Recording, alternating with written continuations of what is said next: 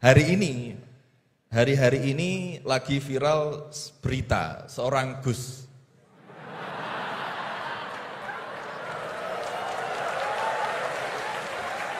Sebenarnya sejarah panggilan Gus ini seperti apa gitu. Ini yang provokatif dulu itu ya.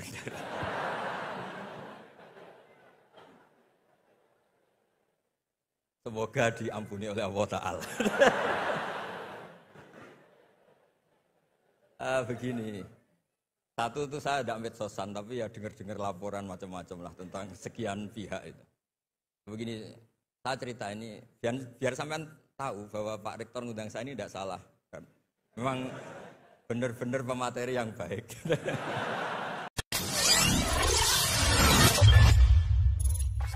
Nama Al-Fakir Maulana dari Solo. Saya akan bertanya kepada Gus Baha. Niki Gus, sebagaimana tema hari ini memahami Al-Quran dengan meneladani Rasulullah. Kami sering mendengar pengajian Gus Baha, yang mana Gus Baha sering mengaturkan, sering berkata, semakin banyak ayat yang kita pahami, semakin kita dekat dengan Allah Subhanahu wa taala. Kurang lebih begitu kalau salah nyuwun ngapunten. Atau bahkan Syekhona Maimun, Mbah Maimun menika juga dawuh, seberapa banyak kamu paham Al-Qur'an, maka sedekat itulah kamu dengan Allah Subhanahu wa taala. Pertanyaannya Gus, kami terutama kula mewakili anak muda yang awam ini banyak yang tidak jebolan pondok pesantren. Bahkan tidak tahu bahasa Arab, hanya bisa membaca terjemah. Lah ini sedangkan panjenengan sering dawuh kalau misalkan memahami Al-Qur'an itu harus malian bil Arabiyah, harus menguasai mufradat banyak bahasa Arab. Tapi kita ini juga pengen dekat dengan Allah. Pengen dekat dengan Allah. Nah, apakah kita boleh membaca terjemah sedangkan terjemah ini tidak bisa mewakili makna ayat itu? Ini yang pertama. Yang kedua, buatan berat yang kedua, yang ringan. Hari-hari ini lagi viral berita seorang Gus.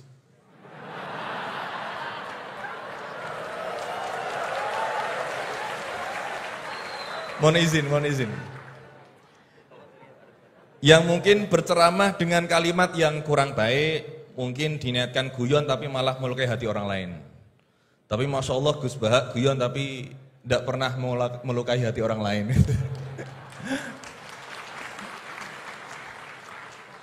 Nah, pertanyaan saya Gus, ngapunten, karena ini pasti ke Gus Baha, tidak mungkin ke Gus Quraisy Shihab, tidak mungkin.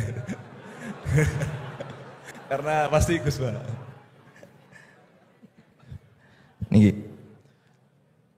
Sebenarnya sejarah panggilan Gus ini seperti apa gitu? Apakah hanya dimaknai Gus ini adalah anaknya Kiai terus dipanggil Gus, atau bahkan mantunya Kiai saja, kalau jenengan katanya Gus naturalisasi gitu. Atau Gus swasta atau apa itu. Atau bahkan bukan siapa-siapa kemudian bisa dipanggil Gus. Sehingga misalkan kita sekarang bisa ini berlomba-lomba menjadi Gus bareng-bareng. Jadi pokoknya lomba-lomba. Nah, dan apakah ini hanya di Jawa saja? Karena di Madura juga kami sering mendengar ada panggilan Lora. Lah ini sejarahnya sebenarnya apa gitu loh. Apakah juga kalau sudah menjadi kiai tidak bisa menjadi Gus lagi? Atau kalau sudah menjadi Gus tidak bisa naik menjadi kiai? Gitu ya. Itu pertanyaan yang kedua saya. Dan nyuwun sewu, di zaman Rasulullah itu apakah putranya Rasulullah juga dipanggil Gus? Kan juga tidak kan.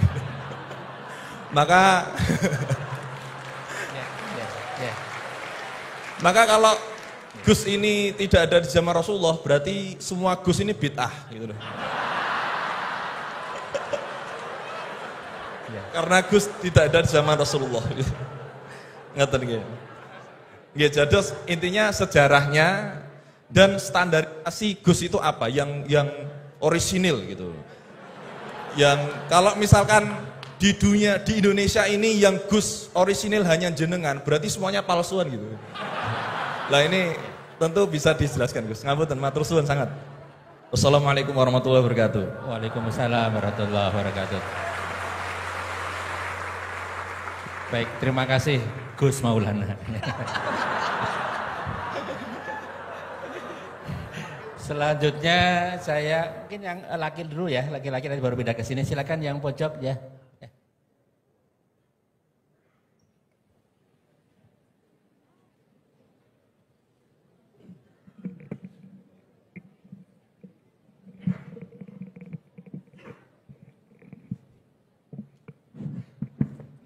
Assalamualaikum warahmatullahi wabarakatuh. Waalaikumsalam warahmatullahi. Terima kasih Pak Rektor atas kesempatannya. Yang saya hormati Gus Baha, Prof. Quraisy. Saya Jamaluddin Ghafur dari Fakultas Hukum UII. Ingin bertanya ke Prof. Quraisy dan Gus Baha. Saya sering mendengar salah satu isi pengajian dari Gus Baha itu bahwa fatwa dalam hukum sosial itu tidak pernah jelas begitu. Artinya ulama pasti akan berbeda. Gitu ya.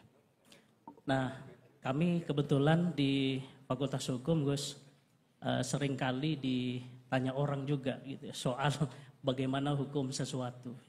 Dan dalam konteks hukum memang teorinya dan pendapatnya juga beragam. Gitu ya. Nah, kadangkala permintaan pendapat itu tidak hanya sekedar untuk diskusi, tapi bahkan sampai menentukan nasib orang gitu. Ini dihukum atau tidak. Nah, sehingga mohon penjelasan dari Gus Baha dan Prof. Quraisy kira-kira bagaimana panduan dalam Islam di tengah keragaman pendapat fatwa itu dalam kita memberikan pendapat atau keterangan-keterangan tentang hukum-hukum tertentu yang memang secara ilmu itu sangat beragam. Terima kasih. Assalamualaikum warahmatullahi wabarakatuh. Waalaikumsalam warahmatullahi wabarakatuh. Mohon izin Gus Baha dan Quraisy ini 4 atau 2 dulu aja ya. Nanti baru kita lanjutkan biar nggak lupa ya. Ya, yang pertama Gus Baha, ini dari Gus Maulana tadi. Ini pertanyaannya, kan banyak yang tidak jebolan pesantren, tapi pengen dekat sama Allah. Boleh nggak baca terjemahan kira-kira gitu? Yang kedua tadi standar Gus yang orisinal, yang orisinal ya. Kemudian yang kedua dari ini Gus Ghafur. Ini dosen dari Eva, ini untuk Prof. Quraisy dan Gus Baha. Ini panduan untuk memberikan pendapat hukum, kira-kira gitu kan.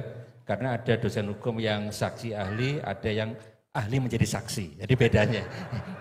Mohon berkenan dari Gus Baha. Ya. Ini yang provokatif dulu itu ya.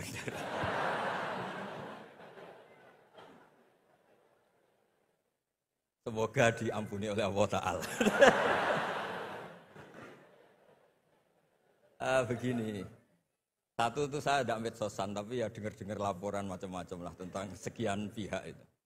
Begini, saya cerita ini, biar sampean tahu bahwa Pak Rektor ngundang saya ini tidak salah. Kan? Memang benar-benar pemateri yang baik.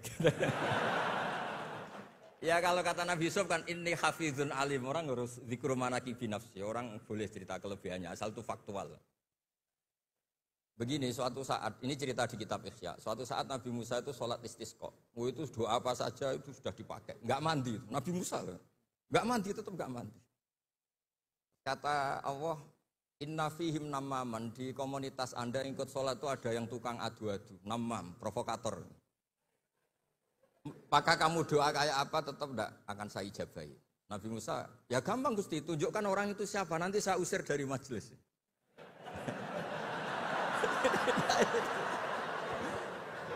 Jawabnya Allah itu lucu.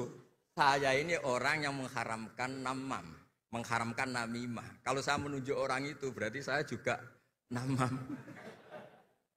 Intinya itu Allah terus mengabaikan sekian peristiwa namam. Jadi kalau pertanyaan provokatif terus kayak gitu itu mesti diabaikan oleh Allah Ta'ala. Karena nanti repot itu. Repot. Memang saya termasuk Gus yang asli itu jelas kalau itu.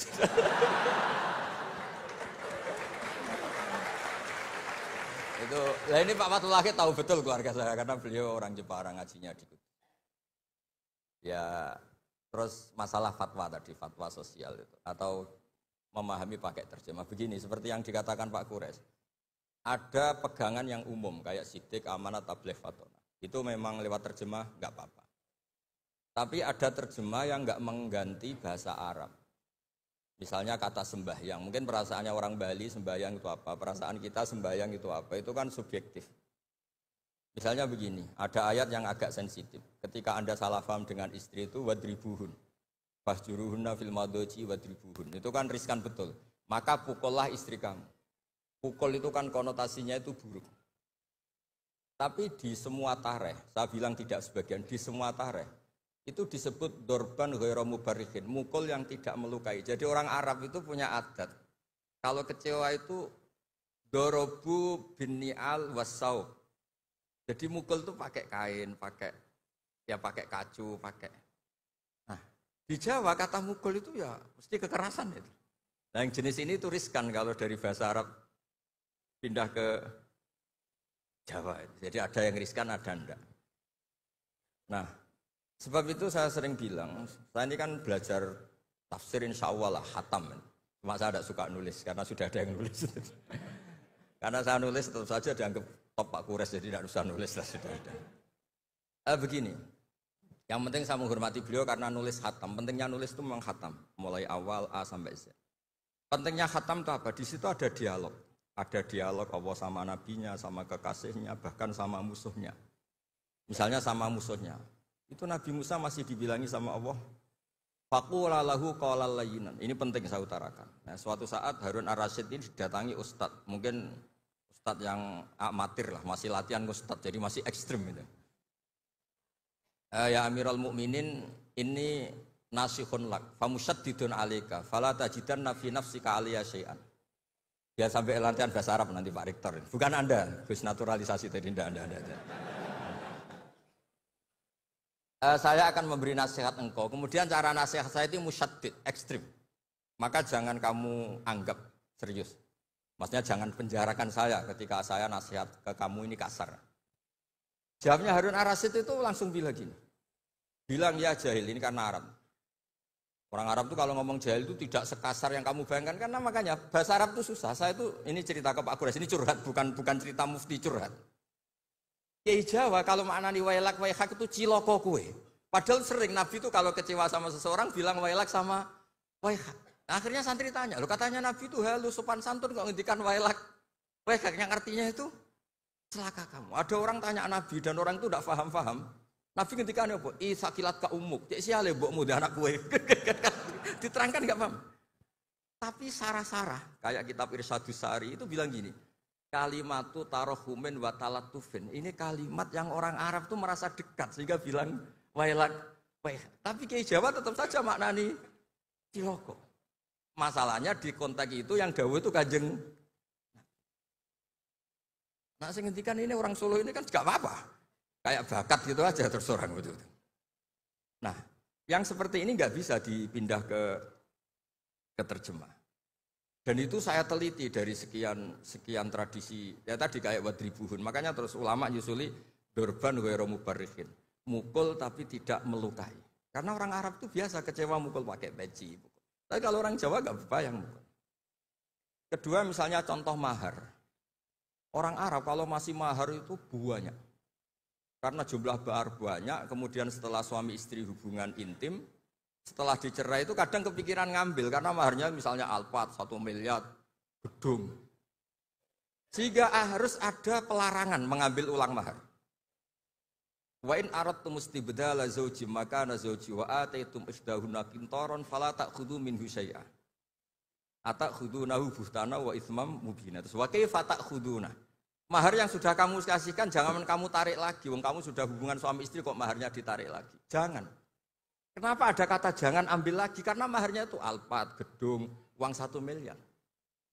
Dulu Pak Rektor ketika nikah itu seperangkat alat sholat, gak dilarang juga gak akan diambil itu. Artinya gini, nggak mungkin andikan Quran turun di Indonesia ada kata fala ta'khudhu minhu saya 100.000 seperangkat alat. Saya jadi kiai itu sampai bosen karena tiap nikahkan tuh maharnya seperangkat alat. Itu kalau sudah nikah 10 tahun bentuknya sudah kayak apa ya?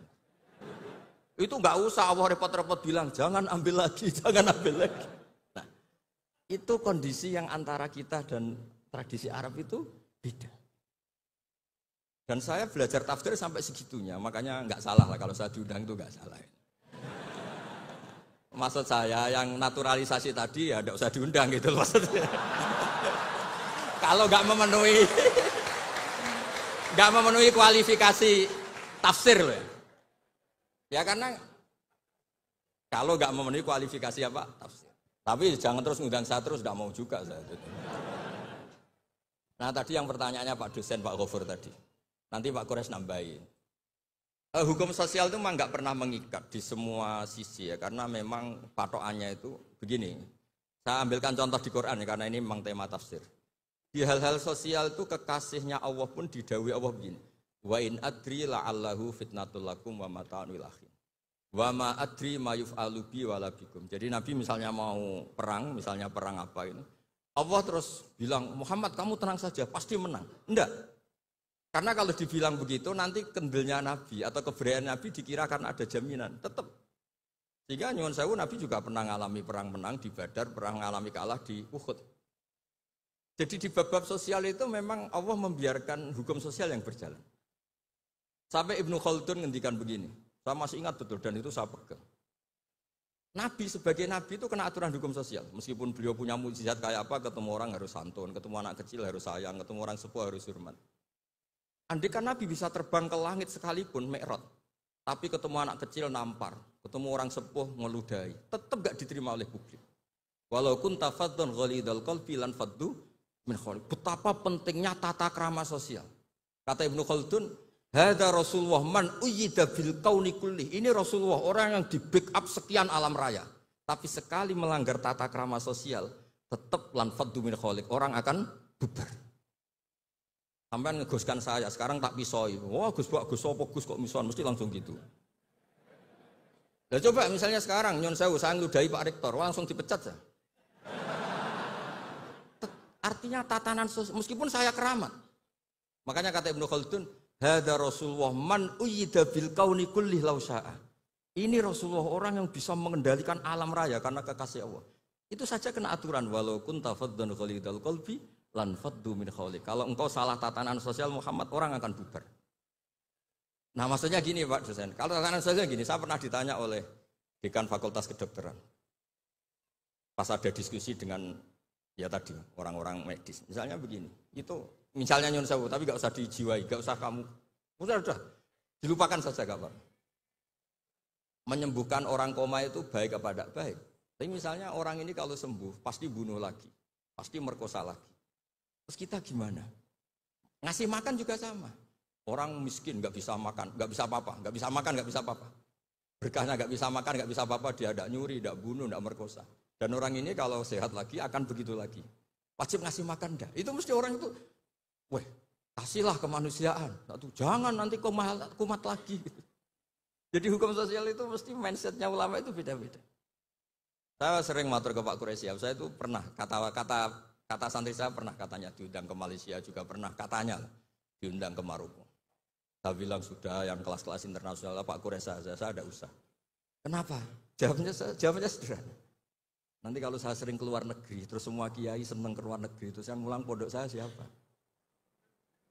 Terus gue iling-ilingan nak neng dunia ono kiai desa sing alim, terus satu maksudnya kiai desa tapi mau kitab ya cek bener rofa nasab. Tapi saya seneng sama kiai-kiai yang keluar negeri karena ini mewakili syiar. Saya seneng sama UI karena syiar gini. Tapi saya jangan disuruh jadi kiai di UI. Nanti gajinya tetap. Kalau kiai kan sering dapat gaji min khaisul layah tasib. Kayaknya jumlahnya banyak saya maksudnya. Jadi yang hukum-hukum sosial tuh biarlah alam yang. Ya sudah setuju ya. Oh ya pokoknya gitu.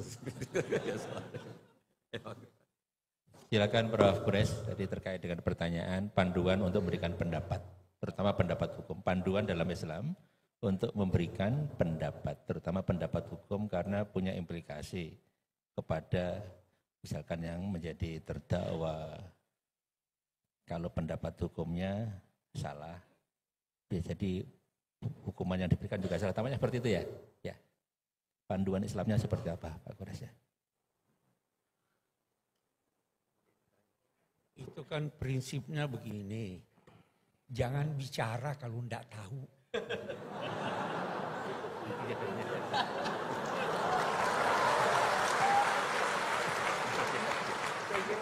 Itu jawabannya paling singkat. Oke, terjawab. Ya jawabannya itu ya. Baik, terima kasih Prof. Kures, singkat padat. Selanjutnya kita undang Ibu yang bertanya mulai dari Ibu yang depan, kemudian yang kedua nanti yang tengah ya. Ibu dulu yang depan, yang pojok depan. Mohon dibantu panitia untuk mikrofonnya. Loh, Ibu yang depan sini, ya. Oh, udah di sana ya? Udah nggak apa-apa. Kita izinkan Bu ya, diikhlaskan ya, Ibu ya. Nanti. Ya. Assalamualaikum warahmatullahi wabarakatuh. Waalaikumsalam warahmatullahi wabarakatuh. Pada Gus Baha juga Prof. Quraisy Shihab yang saya hormati. Perkenalkan saya Uswatun Hasanah dari Magelang, ibu rumah tangga biasa ya Pak ya. Alhamdulillah pada kesempatan ini saya bisa bertemu langsung dengan Gus Baha juga Quraisy Shihab ya, Profesor Quraisy Shihab. Enggak sia-sia tadi saya dari Magelang berangkat jam 7 sampai sini alhamdulillah nih. Syukur alhamdulillah saya bisa ada kesempatan tuh bertanya langsung ya. Langsung aja pertanyaan dua mau ketemu ya. Pertanyaan yang pertama dalam Al-Qur'an itu ada kata-kata, ada ayat la yamassuhu illal mutahharun. La mutahharun di sini ada yang mengatakan suci tidak hanya hadas besar aja. Misalnya pegang Al-Qur'an. Loh, wis ngentot kok maca Qur'an, saya tegur gitu. Sing mestike suci atine ora popo. Katanya gini lah. Ini apakah ini termasuk meneladani Rasulullah? Nah, ini pertanyaan saya ini yang pertama, apakah suci di sini harus hadas besar, hadas kecil, atau cukup hadas kecil aja gitu. Terus yang kedua, maaf ini ya, kebanyakan kan para kiai atau yang lain itu kan istrinya lebih dari satu. Nah, maaf ini ya, agak ekstrim juga ya. Dengan alasan itba Rasul lebih dari satu katanya gitu. Lah, apakah ini termasuk mempunyai istri lebih dari satu itu termasuk meneladani Rasulullah Sallallahu Alaihi Wasallam, gitu ya. Saya kira cukup sekian. Assalamualaikum warahmatullahi wabarakatuh. Waalaikumsalam warahmatullahi wabarakatuh. Kami catat Ibu. Selanjutnya kita mohonkan yang ya, 3, nggak apa-apa tapi pendek-pendek ya. Silakan ya. Bismillahirrahmanirrahim. Assalamualaikum warahmatullahi wabarakatuh. Perkenalkan, saya Dewi, istri dari Bapak Thoriqul Huda dari Fakultas MIPA. Begini, Al-Quran agar tidak datar, itu kan katanya Al-Quran bisa menjadi asyifa, petunjuk, solusi dari semua persoalan hidup kita. Itu caranya bagaimana? Karena kebetulan saya memang dari sama seperti Gus yang di Solo tadi, orang biasa bukan dari pondok. Dulu saya pernah punya persoalan kesehatan, saraf kejepit. Kemudian saya membuka Al-Quran dengan acak.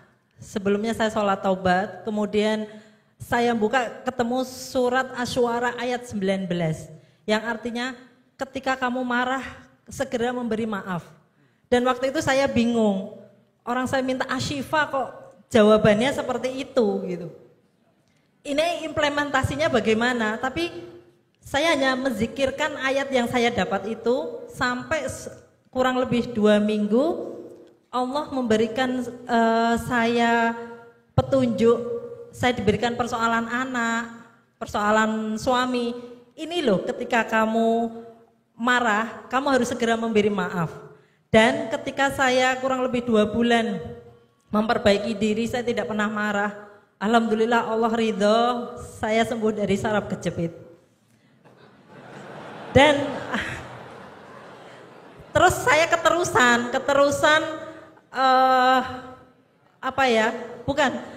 Saya keterusan membuka Al-Quran ketika saya punya persoalan apapun. Bahkan ketika saya ada persoalan dengan suami, saya membuka Quran secara acak. Kemudian saya menemukan surat Al-Hajj ayat 19. Inilah dua golongan mukmin dan kafir yang bertengkar.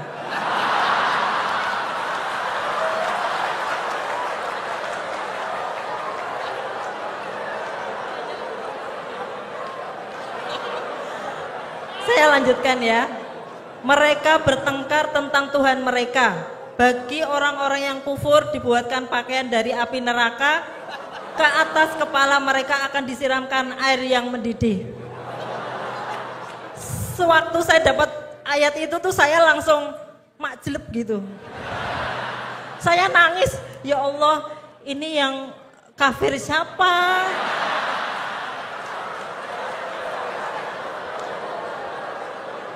Tapi di situ saya pokoknya, oh semuanya saya yang salah. Saya yang harus memperbaiki diri. Nah kebetulan kurang lebih 1 minggu suami itu sering lihat YouTube Gus Baha.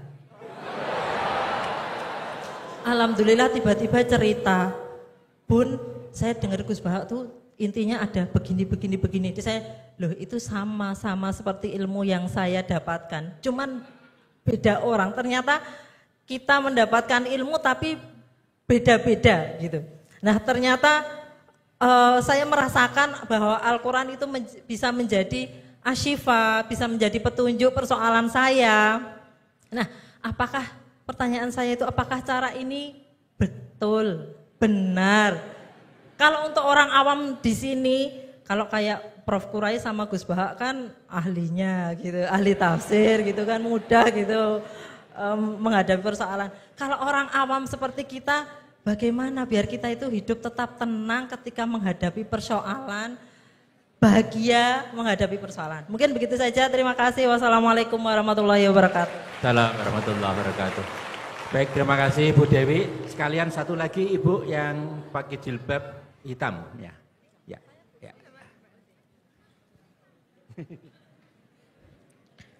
Bismillah, Assalamualaikum warahmatullahi wabarakatuh. Mohon maaf, jika tadi saya tidak salah dengar ya, bahwa Prof. Quraisy mengatakan bahwa Rasulullah penjelmaan Al-Quran begitu. Nah, yang hanya Mohon sedikit maaf, yang Ibu, saya nama Bu. Mohon Oh, maaf. nama saya Lis dari Magelang. Lis, Ya, Lis, ya. ya. Nah, yang sedikit saya pahami, hanya sedikit saja, yaitu kalau Al-Quran itu kan kalamullah ya.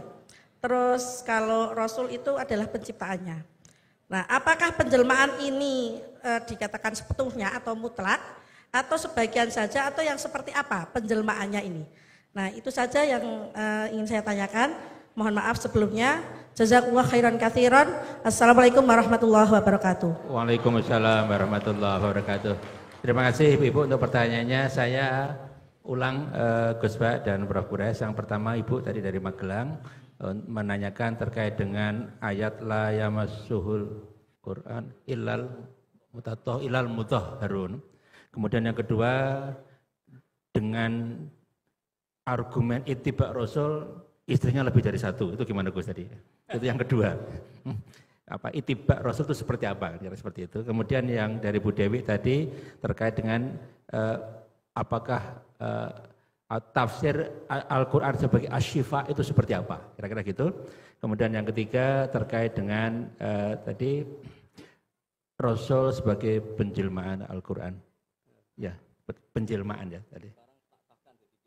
Ya, kita mohonkan Prof. Quraisy atau Gus Baha dulu. Ya, Kedua. ya, monggo. Ya. Ini jawab yang kok tadi kok tersangkanya hanya kiai, rata-rata kiai itu istrinya. itu selera lelaki bukan selera kiai gitu.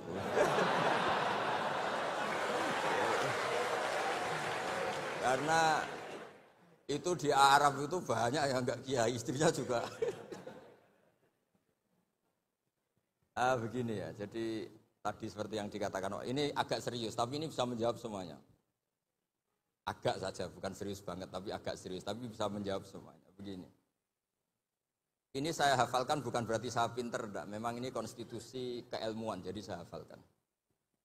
Dalam kitab Said Muhammad, termasuk ulama modern yang barusan wafat, beliau kenal sekali sama Said Muhammad bin Alawi. Dalam kitab Manhajus Salaf fi Fahmin Nusus. Nanti ini kelihatan semua bisa menjawab. Wa kanat sunnatu Rasulillah sallallahu alaihi wasallam annahu yat'amu ma yajiduhu fi ardi wa yalbasu ma yajiduhu wa yarkabu ma yajiduhu. Terus di situ disimpulkan famanis ta'mala syai'an ya, atau famanis ta'mala ma yajiduhu fi ardi fa huwa al-muttabi' lis sunnah. Kama annahu hajjal baita min madinati nafsi faman hajjal baita min madinati nafsi fa huwa al-muttabi' lis sunnah. Begini, nanti ini menjadi konstruksi utuh ilmu tafsir. Nanti setelah ngaji ini Pak Rektor sah jadi kiai, karena ini sudah cukup lah untuk jadi kiai. Syaratnya jangan jejer saya. Nyari ibu-ibu atau mak-mak yang jadi korban latihannya, tapi jangan saya. Begini, misalnya tasaddaqa Rasulullah bidinarin. Nabi tentu zaman itu adanya dinar, gak ada rupiah, gak ada dolar.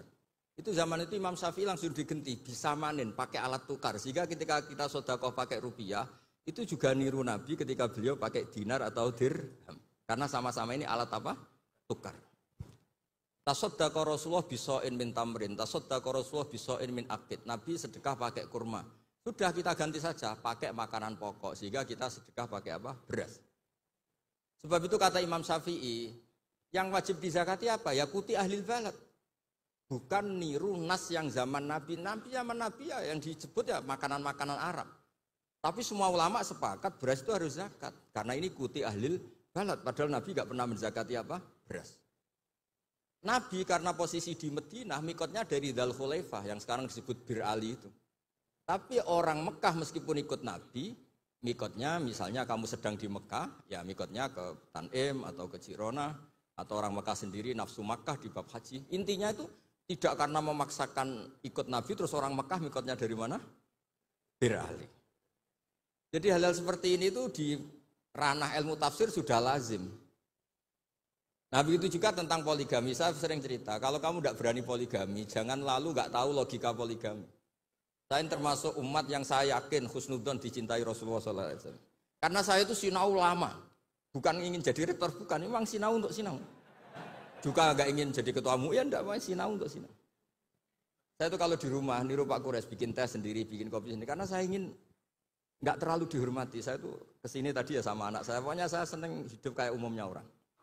Begini, kalau Anda tidak berani poligami atau suka poligami, Nabi itu oke sebagai percontohan, tapi sadarlah kamu itu tidak Nabi. Begini, saya sering bilang begini, Nabi itu orang baik. Berarti kalau punya istri satu, membentuk orang menjadi baik. Kalau membentuk orang baik satu baik, bentuk dua ya lebih baik, bentuk tiga lebih baik. Kebalikannya kita, atau kamu lah kalau bahasa kasarnya itu. Satu istri saja kamu bentuk dari baik menjadi tidak baik. Lah kalau dua malah kayak apa? Kalau tiga malah kayak gitu aja. Jadi fikihnya. Kadang-kadang orang baik itu nggak bisa ditiru karena tadi. Nolong orang baik satu baik, nolong dua lebih baik, nolong tiga. Tentu Nabi hubungannya dengan istrinya posisi yang membentuk, yang nolong, yang menjadikan solihah, yang menjadikan lebih baik. Tapi Pak ini apa ada jaminan seperti itu? Tapi ya jangan bilang, kalau gitu gak usah poligami, jangan. Wajah-wajah gini kan riskan yang lebih buruk misalnya. Ya sudah begitu ya, jadi menurut saya itu makanya ini pentingnya fikih. Ada illatul hukmi. Ada logika apa? Jadi makanya ketika saya bilang orang yang suka humanisme, jangan terus anti perang. Meskipun kita nggak suka perang, suka damai. Saya Pak Kures suka damai, tapi jangan anti perang. Karena apa? Andai kan zaman kita dijajah kolonial Belanda, Jepang, terus kemudian kita bilang perang itu haram. Terus sama Londo, monggo, deraken. Ketemu Jepang, monggo, kan ini lucu. Artinya gini, cerita-cerita perang Nabi toh secara akademik ada konteksnya, yaitu mempertahankan apa? Tapi jangan karena Nabi pernah perang, pokoknya yang benar itu perang, damai itu tidak ada hadisnya. Yang nggak ada itu bacaan kamu, bukan hadisnya. Ya jadi kira-kira gitu. Jadi lah yang layama suwilal mutahharun tadi saya sudah mandatkan ke rektor, itu wilayah sensitif. Ada yang bilang ini urusan NU dan MZU kata Pak Rektor. Ya lagi-lagi itu urusan tafsir ya. La yamassul mutahharun itu tidak boleh megang mushaf kecuali yang suci. Nah, tentu konsensus banyak ulama suci itu ya bisa suci dari hadas besar, hadas kecil, bahkan suci dari hati-hati yang kotor. Tapi ada yang bilang sekedar Islam itu sudah bukti suci. Itu wilayah-wilayah tafsir, tapi tetap saja tafsir ini tidak menggantikan teks yang ada di Al-Quran. Misalnya begini, saya sudah nggak punya hadas besar, nggak punya hadas kecil. Tapi terus saya megang Quran, pas saya sedang marah sama Anda. Mungkin Allah juga nggak suka. Karena saya baca qul a'udzu birabbil falaq min syarri ma khalaq. Ingatnya kamu min syarri ma khalaq itu kamu. Saya berlindung dari Allah dari makhluk-makhluk terjelek karena sedang marah. Makanya kalau sedang marah sama istri jangan baca surat itu. Pasti min syarri ma khalaq, oh yang di rumah itu gitu. Sebab itu ngendikane Nabi ini Pak Quraisy pasti hafal hadis itu. Iqra'ul Qur'an ma'talafat qulubukum. Kamu baca Quran ketika hati kamu itu stabil. Karena kalau tidak stabil, aduh ya musuh kamu. Min syarri ma khalaq, istri kamu itu kan terus korbannya banyak. Pokoknya kalau sedang tidak baik-baik saja tidak usah baca Quran dulu. Waras dulu baru baca Quran. Ya kira-kira gitu. Nanti yang edisi yang lebih waras Pak Pres yang ngantikan ini. Ya itu Asifah ini. Jadi yang pertama terkait dengan la yamassuhu illal mutahharun, kemudian yang kedua ittiba Rasul tadi sudah dijawab oleh Gus Bah, terus Quran sebagai asyifa, kemudian yang selanjutnya terkait dengan Rasul sebagai penjelmaan Al-Quran. Ya. Satu hal dulu yang kita perlu sadari bahwa Al-Quran itu bisa mengandung banyak penafsiran.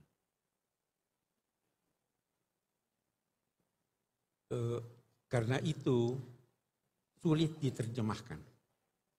Yang kita bisa lakukan penjelasan umum tentang kandungan maknanya. Kita ambillah misalnya perintah wudhu. Wamsahu biru'usikum. Baknya saja itu sudah macam-macam artinya.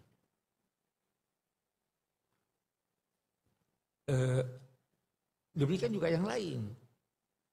La yamassuhu illal mutahharun, banyak pendapat.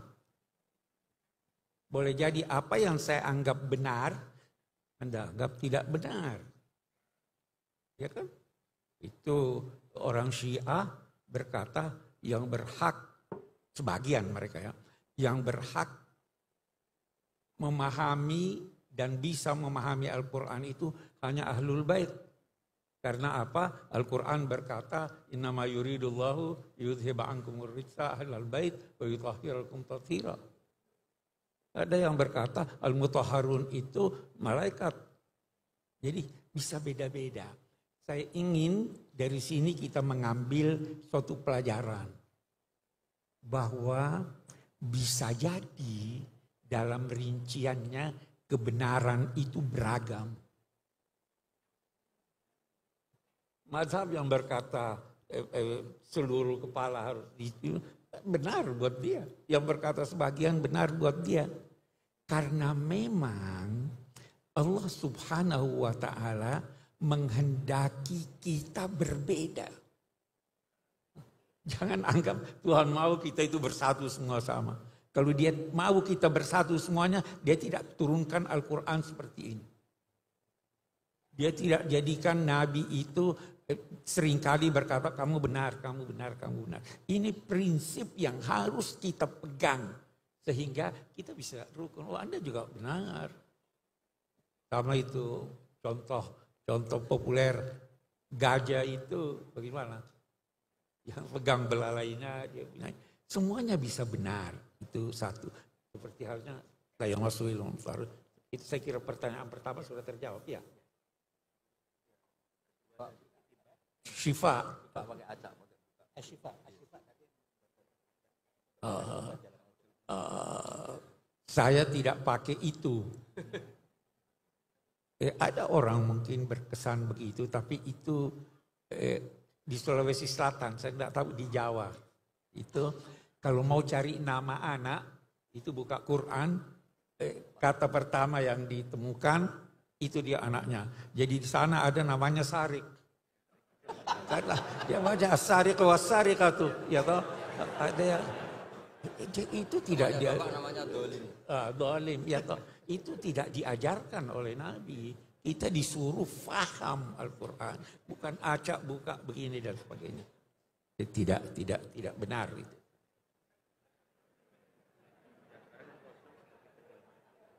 Penjelmaan. Oh iya. Saya kira kembali seperti tadi. Kita ingin fahami Al-Quran, lalu kita wujudkan pemahaman itu dalam kegiatan kita sehari-hari. Itu namanya kita menjelmakan. Nah, dan karena kembali lagi, karena pemahaman bisa beda-beda, maka toleransilah orang yang berbeda. Kita bisa bicara banyak soal ini, tapi saya akan ambil secara singkat. Kita di Indonesia, kita beda-beda kan? Tapi ada yang mempersatukan kita. Lebih-lebih umat Islam, ada yang mempersatukan. Yang mempersatukan kita di Indonesia itu ketuhanan yang Maha Esa. Ya kan? Semua kita. Yang mempersatukan umat Islam itu tauhid. Kemarin saya ada hadir satu diskusi, ada yang berkata begini Gus Baha, yang tidak sholat itu kafir. Saya tanya dia, bagaimana caranya orang masuk Islam? Dia bilang 2 kalimat syahadat. Kalau seandainya dia ucapkan 2 kalimat syahadat setelah subuh jam 8 pagi. Dia meninggal jam 11.30 sebelum zuhur. Dia dinilai muslim atau tidak? Dia muslim. Sholat tidak menjadikan orang kafir. Dia menjadikan berdosa besar. Ya kan, itu satu. Yang mempersatukan kita itu ketuhanan yang Maha Esa sebagai bangsa. Penafsirannya bisa beda-beda. Jangankan antara Muslim dan Kristen, antara Muslim aja penafsiran ketuhanan yang Maha Esa itu sudah beda. Nah, bagaimana caranya kita mewujudkan, menjelmakan ini? Mari kita bersangka baik pada Tuhan. Saya beri contoh. Saya mengundang 10 orang ke rumah saya. Saya kasih alamat. Silahkan datang. Jam 12 siang kita makan siang. Tibalah 3 orang sebelum jam 12. Welcome, ahlan wa sahlan. Tiba 5 orang terlambat. 2 orang tidak mau datang. Yang 5 orang yang terlambat ini sebenarnya dia mau datang tetapi terlambat sudah karena sesat jalan. Dia datang pada saya, apa saya tolak dia?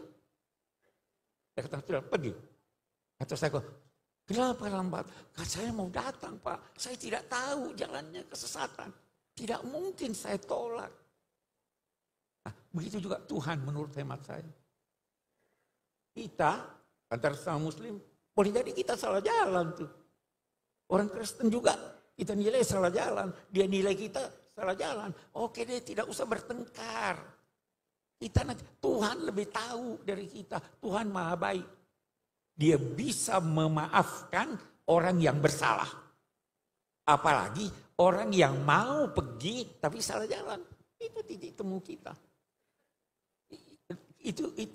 Itu salah satu bentuk dari penjelmaan kalimat tauhid itu. Lalu Anda mau bertengkar, Mu'tazilah dengan ini punya sifat atau tidak sifat, banyak sekali. Bisa salah, tapi Tuhan maha pengasih, maha penyayang. Jadi penjelmaannya seperti itu. Selama itu dimungkinkan oleh kata Al-Quran, oleh ayat Al-Quran, kita terima aja walaupun kita beda pendapat. Sebab kalau tidak, bertengkar tidak ada habisnya. Saya kira itu menyangkut penjelmaan.